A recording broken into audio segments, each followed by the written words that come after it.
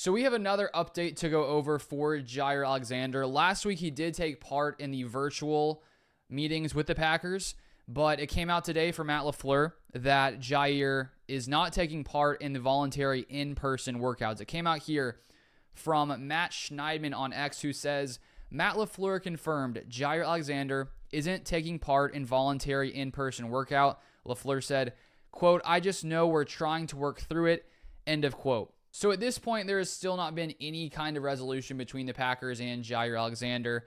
And it seemed for a time that it felt to me like the Packers and Jaire were going to part ways. The fact that Gutekunst was actively trying to ship him out of Green Bay, trying to find a trade partner, I thought that would lead to Jaire and the Packers just splitting regardless. But there were some, positive information that came out early in the week from Rob Demovsky. I'll share that again here. He said, according to a source, the Packers and Jaire Alexander continue to talk about a possible resolution, which could include a reconciliation to where Alexander plays for the Packers in 2025 after all. All options are still on the table: release, trade, or return.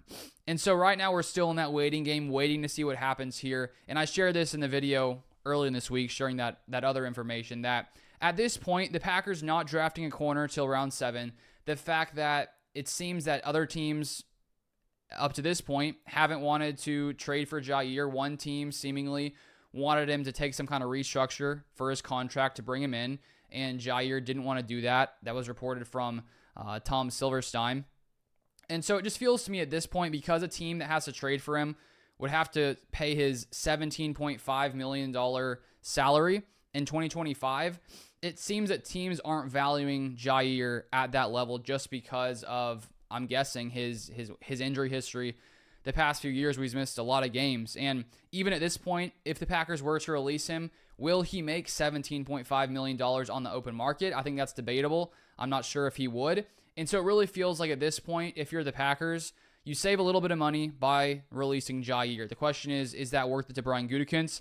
At this point, I don't think it should be worth it. I think that when you look at the Packers' corner room, I think the Packers could be fine with what they have, but there's no doubt in my mind that if Jaire Alexander was on this team, looking at the current cornerback room, they would be better.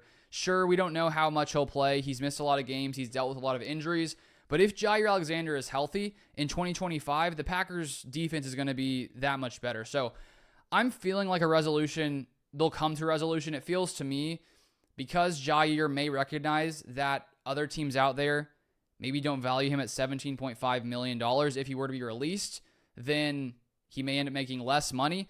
And so maybe the Packers and Jaire can find a happy medium where he takes a slight pay cut, but it would still be more than what he could potentially get on the open market. I feel like he'd want to stay in Green Bay. It seems like he's still close with lots of the players. And so it feels like it's moving that way for me at this time, but still we'll have to keep an eye on it and sort of see what happens moving forward. But if you want more Packers content, feel free to subscribe. Thank you for watching, and I'll see you guys next time.